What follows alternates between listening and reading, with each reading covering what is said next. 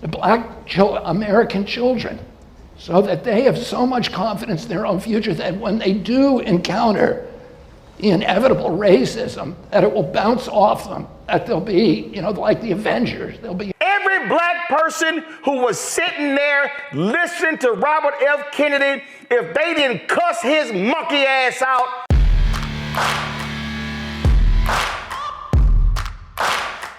Hi, welcome to Racist of the Week. My name is Reese Waters. This is where we explore the stupidity and hypocrisy of discrimination in hopes we can build a more perfect union and also laugh. As usual, I would like to thank today's sponsor, Racism. And as always, if you have any suggestions for nominees, go ahead and throw them in the comments. You can email me at reese@reesewaters.com. Today's nominee, RFK Jr.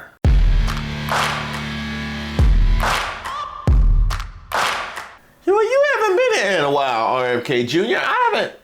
I haven't talked about you since the whole family came out in opposition to you running. President Biden has been a champion for all the rights and freedoms that my father and uncle stood for. That's why nearly every single grandchild of Joe and Rose Kennedy supports Joe Biden.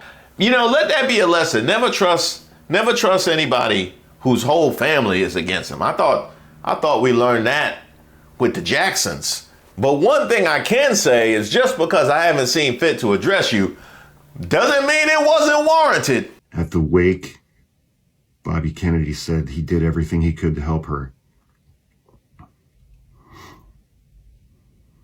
1 week later, in the middle of the night, without telling anybody in her family or obtaining the required legal permits, Bobby Jr. had Mary's coffin dug up from the Kennedy family plot and moved 700 feet away.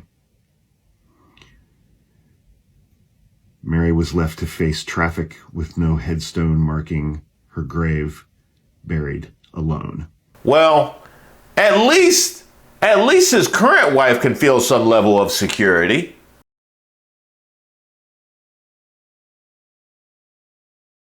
And once again, I would like to highlight what happens when you excuse bad behavior. Because you're not going to tell me that you had no idea the level of disregard this man had for his first wife. Now look at you. You pull their asshole open, step into their asshole, close the door behind you, take a spray paint can, right? Larry was here. You spray paint, Larry was here, wash me, all that kind of shit. Fuck his whole asshole up. Eat some Snicker bars, throw some paper on the floor, read a newspaper, ball of paper up the newspaper, and throw the newspaper on the floor. Fuck his whole asshole up. Yeah. No, all right, look, I'll curb my enthusiasm when it comes to your downfall, but it's still gonna go mentioned. Now, for the reason why we've all shown up here today, run the clip. So I don't think you can change that part of human nature. What you can do is you can make kids resilient against it. And the way you do that is by giving them a great education so that they know that they have potential. And the other thing is to give them business models, role models, and opportunities within their own neighborhood. Black men who are running barbershops, who are running bars, who are running dance studios, who are running local businesses, restaurants, etc., and who are part of that community. And when I was a kid, my uncle was the first Irish Catholic president of our country, and when he ran for president, there was a tremendous resurgence in anti-Catholic sentiment in this country, and a resurgence of the Ku Klux Klan. I remember crosses being burned when I was a kid against an anti-Catholic president. I was called a Mick, a mackerel snatcher, all these anti-Catholic slurs when I was a kid. But it never bothered me. If somebody called me that, I would think that guy's got a problem. But I didn't think I have a problem. And that because I had a great education, I had a family who loved me, I had role models in my country, I had confidence in my own future. Those kind of things had no impact on me. And that's the kind of resilience that we want to give the American children, so that they have so much confidence in their own future that when they do encounter the inevitable racism, that it will bounce off them, that they'll be, like the Avengers, they'll be immune to it. And then we don't have to stop racism altogether, because we're never going to be able to do that, but we can have children that are not affected by it, that don't internalize it, that don't see it as their problem. They see it as the person whose race is a problem. Now, let me first. Every black person who was sitting there listening to Robert F. Kennedy, if they didn't cuss his monkey ass out, shame on all they sorry asses. I mean, I was going to say something like that, but Real simple, Robert F. Kennedy, fuck you. I was going to get there. You know what? Let's see how we got to that particular clip. Let's go to the very beginning.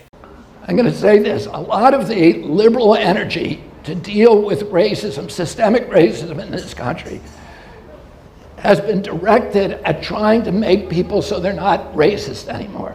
Through education, through sanctions, through cancellation, whatever. And all of these things are important. But I would say that we're never going to eliminate racism. We are hardwired from the 20,000 generations that humanity spent wandering the African savannah in little tribal groups. We're hardwired to look for differences in other people and then to essentially practice racism.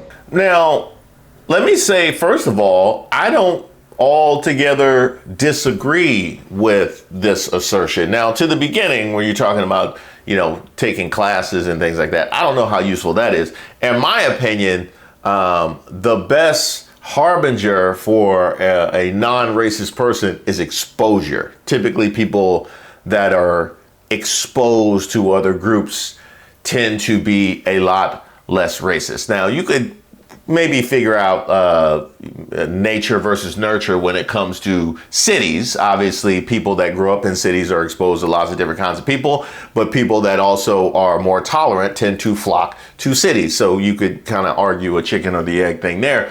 But as far as the nature of humanity to find ways to be tribal, not necessarily racist, but tribal, I would tend to agree with that. Whatever that line tends to be that you can draw in the sand and convince people to come over to your side and allow yourself a sense of protection and an advantage to compete for scarce resources. I do think that is the kind of thing that is hardwired into human nature. What are we going to do about it, though?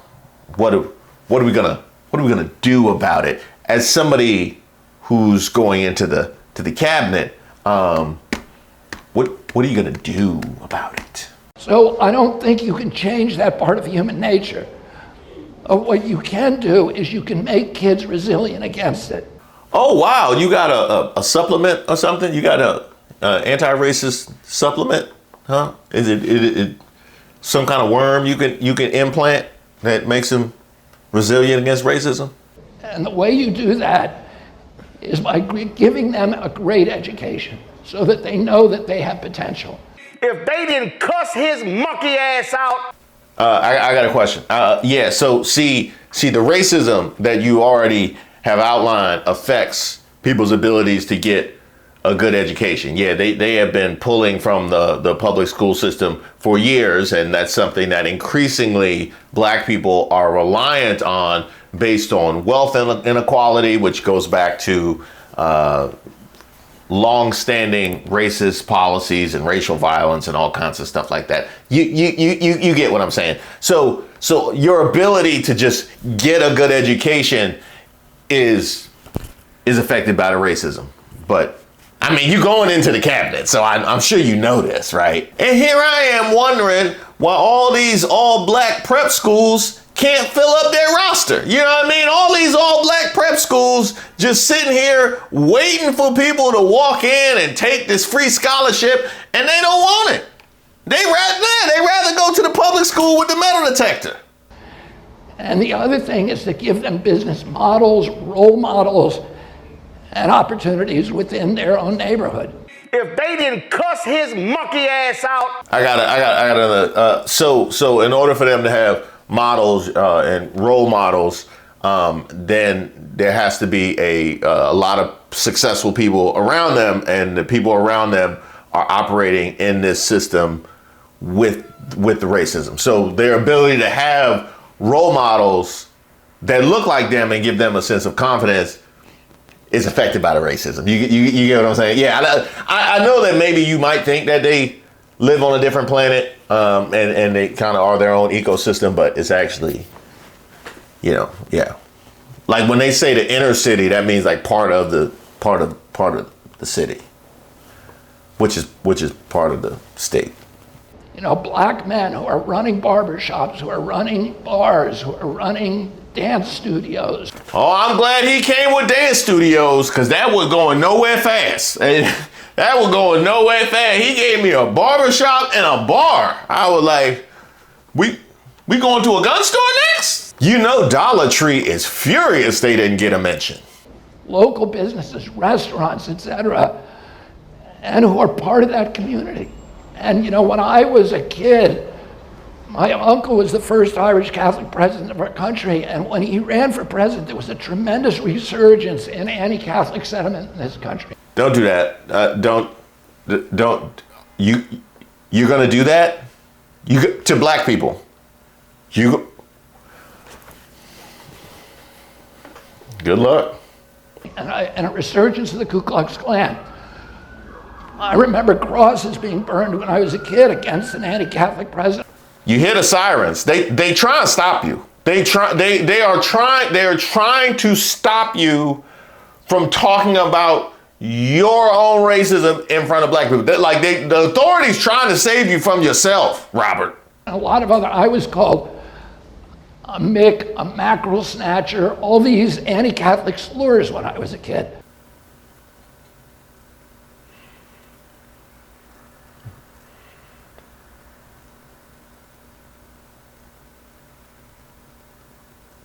Did you say mackerel snatcher?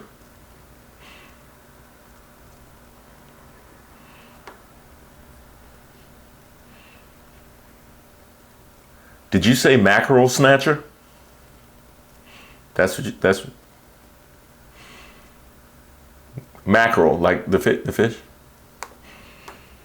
Just go ahead. Just play the clip. But it never bothered me. If somebody called me that, I would think that guy's got a problem. He does. He called you a mackerel snatcher. But I didn't think I have a problem. And that because I had a great education, I had a family who loved me, I had role models in my country, I had confidence in my own future. If they didn't cuss his monkey ass out. Okay, so if I just take your own explanation, the ways in which you felt immune and invulnerable to the racism is because of your family and your role models and your education. Now, I just outlined how all of those things are affected by the racism, with the one notable exception that you also happen to be a Kennedy. So there's that. There's all of the wealth and prestige that comes with being a Kennedy, as well as the fail-safe underneath you that you move forward with, that allowed you to feel invulnerable to the racism. So here's a quick thought experiment, right? RFK, here's a quick thought experiment. Just take all of those away. Yeah, just take all of those, like all of the reasons that you gave, that you felt invulnerable to the racism. Just take all those away. Yeah. And also keep in mind that moving forward, your ability to attain those things for yourself are impacted by the racism. Yeah, you wasn't thinking like that. Yeah, that's how it goes. Oh, those kind of things had no impact on me. And that's the kind of resilience that we want to give the Black American children, so that they have so much confidence in their own future that when they do encounter the inevitable racism, that it will bounce off them, that they'll be, like the Avengers, they'll be immune to it. If they didn't cuss his monkey ass out. I like this. No, because if you listen to what he said, he said that's the kind of immunity they want to give black children. So he's talking about the education and the family and the wealth and the success and the role models. So what you're saying is you want black children to grow up like a Kennedy. So you're gonna give them all the money and no, they're not gonna get the money. They get the education? No. They get the role models? Huh. So wait a minute. So how does it work if you just said what made you feel invulnerable? So how you gonna give it to them if you're not gonna give them this?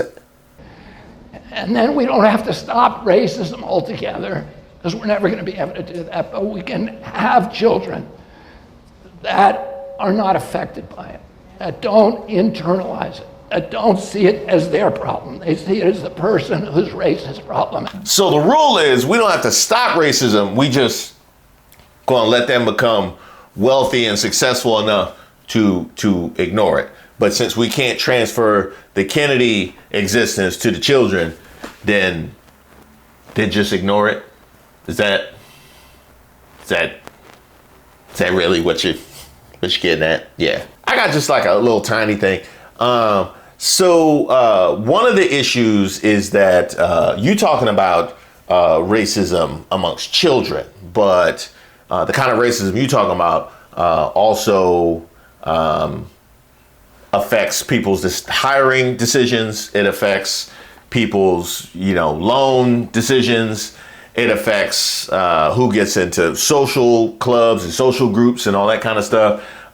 It actually can have material impact, the kind of racism that you're talking about. So just ignore it. Just okay. All of the homes around him, which were largely black owned, were getting the bad stuff.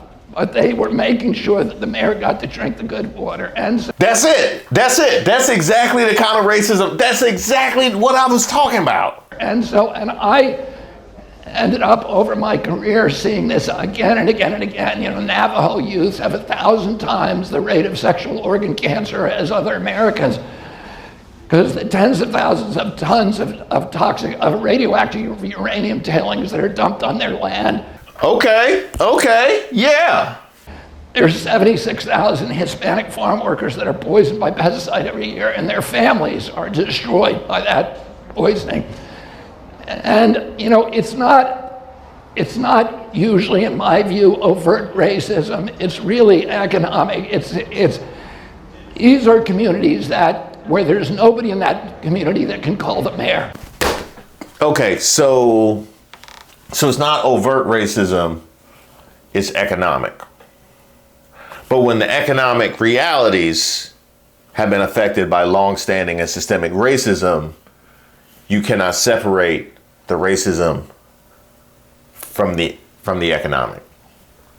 This is somebody that's going to be in the cabinet. Yeah. Who's making this case? Real simple, Robert F. Kennedy. Fuck you. Yeah. Now I see where you're coming from. I need to wonder what these people that are listening to him are thinking. My man on the right looks like he's about through. He looks like I don't know if he's disgusted by what he heard from RFK Jr. or the fact that my man has an electric blue suit on. I'm not sure exactly what he's more appalled by, but both are highly objectionable. At the same token, y'all did show up to the Blacks for Kennedy event. So I mean,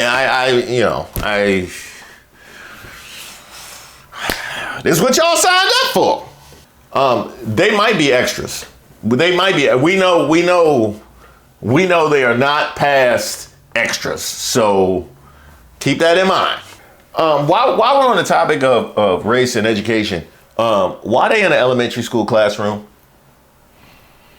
I need to know why is the Blacks for Kennedy event being held in somebody's language arts room? Like I need to, they just finished social studies for them to start this.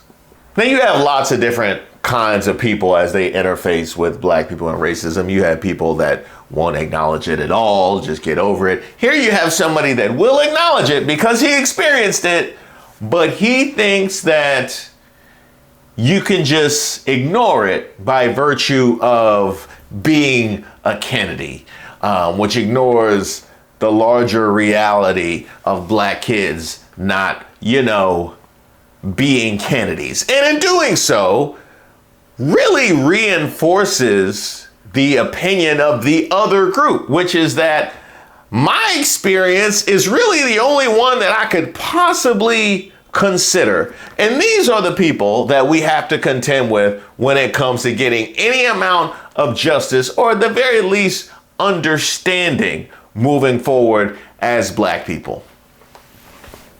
Sensational. I would give anything to know the conversation that all the black people that were there had when he left. Like I need some more footage. I need some more footage. Somebody get on that. Every black person who was sitting there listening to Robert F. Kennedy, if they didn't cuss his monkey ass out, shame on all they sorry asses. Thank you guys so much for watching the video and supporting the channel. Like a lot of you, I'm moving forward one day at a time. A little unsure of exactly what our world will look like. And as far as I'm concerned, that means the media landscape at large, but specifically here on YouTube. And one thing that I did want to do was try and ensure that I could connect with you guys regardless of our evolving world. And two ways of doing that. One is my mailing list. And I send out a newsletter every so often, and you can sign up for my newsletter and get added to the mailing list by sending me an email at reese@reesewaters.com, or you can just sign up at my website, reesewaters.com. The second way is memberships. We launched memberships and it's gone extremely well. I'm trying to drop more and more membership content every single week. And you can find the link for membership in the description to all of my videos, including this one.